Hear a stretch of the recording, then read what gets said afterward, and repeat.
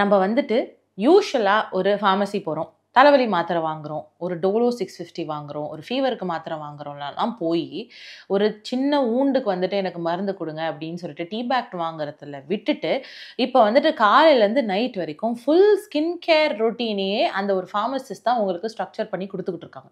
இது கரெக்ட் தானா அப்படின்னு நினைச்சீங்கன்னா, நோ இட்ஸ் அப்சல்யூட்லி ராங். நீங்க பண்ணுவீங்களான்னு நான் கண்டிப்பா பண்ண மாட்டேன். நீங்களும் அத பண்ணக்கூடாதுங்கிறதுக்கான ரீசன் வந்துட்டு நான் இந்த வீடியோலலாம் சொல்லப் போறேன். Hi, I'm doctor Radha Subramanian, consultant dermatologist, skin and aesthetics. வாங்க வீடியோக்குள்ள போலாம். ஃபார்மசி ப்ராடக்ட்ஸ் அப்படிங்கிறது வந்துட்டு ஒரு particularly totally different than OTC product. OTC ப்ராடக்ட்னா ஓவர் த கவுண்டர்ல வந்துட்டு கிடைக்கிறது. நீங்க சும்மா வந்துட்டு இப்போ ஹெல்த் அண்ட் க்ளோ அந்த மாதிரி, செஃபோரா, கேர் அண்ட் பியூட்டி அந்த மாதிரி ஒரு குட்டி குட்டியா வந்துட்டு அந்த பியூட்டி கிளினிக்ஸ்க்குலாம் போயிட்டு நீங்க ரேண்டமா நீங்களே செலக்ட் பண்ணி வாங்குறது டோட்டலா டிஃப்ரெண்ட். ப்ராடக்ட்ஸோட கன்சிஸ்டன்சில இருந்து ப்ராடக்ட்ஸோட அந்த ஒரு காம்போசிஷன் வரைக்கும் டோட்டலா டிஃப்ரெண்ட். நீங்க ஒரு ஃபார்மசியில போயிட்டு ஒரு ஃபார்மசிஸ்ட் கிட்ட வந்துட்டு எனக்கு பிக்மெண்டேஷனுக்கு க்ரீம் கொடுங்க, எனக்கு ஃபங்கஸ்க்கு க்ரீம் கொடுங்க, எனக்கு டார்க் சர்க்கிளுக்கு க்ரீம் கொடுங்க, எனக்கு வந்துட்டு நைட் ப்ரொடெக்ஷனுக்கு ஆன்டி ஏஜிங்க்கு க்ரீம் கொடுங்கன்னு சொல்லிட்டு கேட்கறது டோட்டலி டிஃப்ரெண்ட்.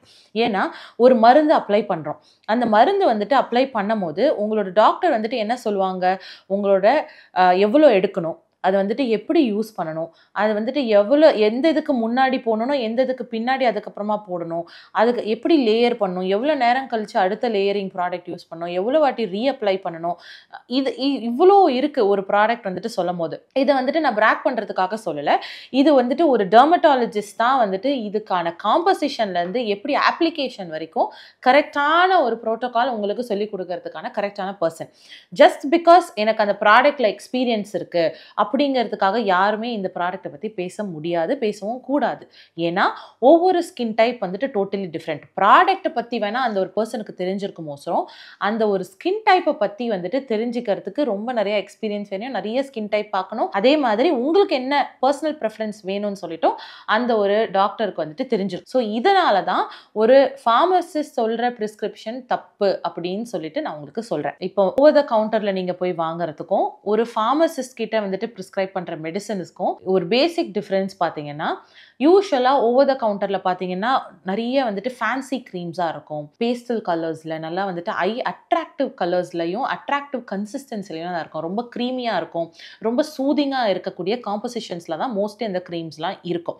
மோஸ்ட்லி வந்துட்டு பாட்டில் அழகாக இருக்குது, கலர் அழகாக இருக்குது, க்ரீமோட கலர்ஸ் அழகாக இருக்குது, க்ரீமோட கன்சிஸ்டன்சி ரொம்ப தின்னாக இருக்குது, ரொம்ப வந்துட்டு மாய்ஸ்சரைசிங்காக இருக்குது, குழன்னு சொல்லிட்டு நம்ம ஸ்கின் ஃபீல் ஆகுது அப்படிங்கிற மாதிரி தான் மோஸ்ட்லி ஓவர் த கவுண்டர் ப்ராடக்ட்ஸ்லாம் வந்துட்டு விற்பாங்க. பட் இதுவே ஃபார்மசி பேஸ்ட், அதாவது மெடிக்கல் கிரேடட் ப்ராடக்ட்ஸ் டியூப்ல வரும் அந்த மாதிரிலாம் இருக்குது பார்த்தீங்களா, அந்த மாதிரி இதில் வந்துட்டு காம்போசிஷன்லாம் ரொம்ப ஜாஸ்தி. ஃபார் எக்ஸாம்பிள் ரெட்டினால், ட்ரெட்டினாயின், அதெல்லாம் அந்த டியூப் க்ரீம்ஸ்ன்னு சொல்லிட்டு இருக்குல்ல, அது எல்லாமே ஃபார்மசி கிரேடட் ப்ராடக்ட்ஸ். ஸோ அதோட காம்போசிஷன்லாம் ரொம்ப ஸ்ட்ராங்காக இருக்கும்.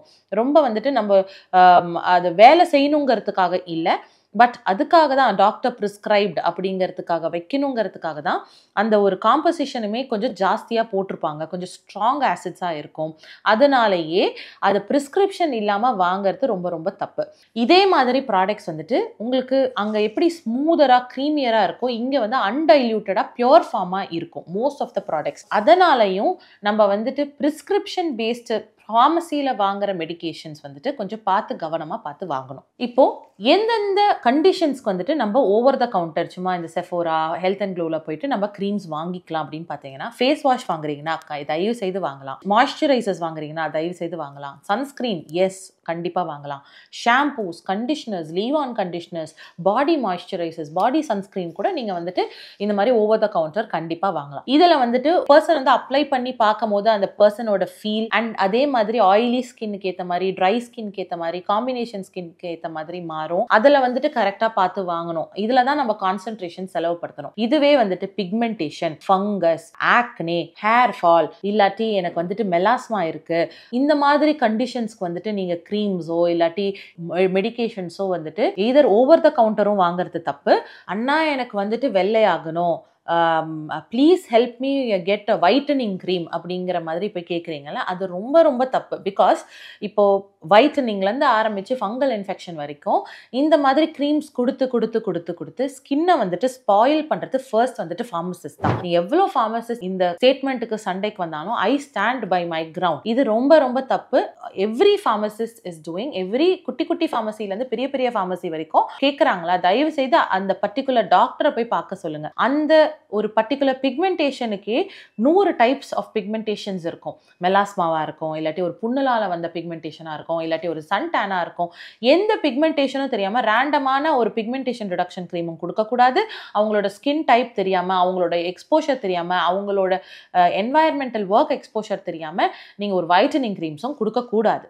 இதே மாதிரி தான் ஃபங்கல் க்ரீமுக்கும் சும்மா ரேண்டமாக ஒரு ஸ்டெராய்ட் க்ரீம் எடுத்து கொடுக்கறதுலேருந்து ஆரம்பிக்குது. ஃபங்கஸுங்கிறது ஒரு வெளியிலேருந்து வர ஒரு ஃபாரின் ஆர்கானிசம் நம்ம ஸ்கின்னுக்குள்ளார வந்துட்டு அது ஒரு ஃபாரின் பாடி ரியாக்ஷன் உண்டாக்குது. அதனால தான் படர்தாமரைன்னு சொல்லிட்டு உருவாகுது. இதுக்கு வந்துட்டு எப்படி ஒரு ஸ்டீராய்டு கொடுத்தா வேலைக்கு ஆகாதோ, அப்போதைக்கு வந்துட்டு வாவ் சூப்பர் ரிசல்ட் பா அப்படின்னு சொல்லிட்டு நல்லா இருக்கும் மோசரம், யூஸ் பண்ண அந்த ஃபங்கஸ் எக்கச்சக்கமாக தான் வளரப்போகுது. அதே மாதிரி ஃபங்கல் ரெசிஸ்டன்ஸ் ஜாஸ்தி ஆக போகுது. இந்த மாதிரி டைமில் நீங்கள் ஒரு ரேண்டமான ஒரு ஸ்டெராய்ட் க்ரீமோ இல்லாட்டி இப்போ வந்துட்டு அட்வர்டைஸ்மெண்ட்டில் வர மாதிரி இருக்கிற க்ரீம்ஸோ நீங்கள் ப்ரிஸ்கிரைப் பண்ணாமல் இருந்தீங்கனாலே போதுமானது.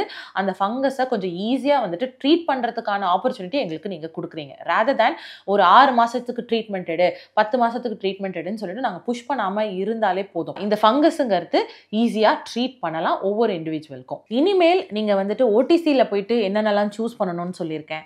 அதே மாதிரி ஃபார்மசிஸ்ட் கிட்ட கேட்டு அவங்களா கொடுத்தா கூட நீங்கள் வாங்கக்கூடாதுங்கிறதும் என்னன்னு சொல்லியிருக்கேன்.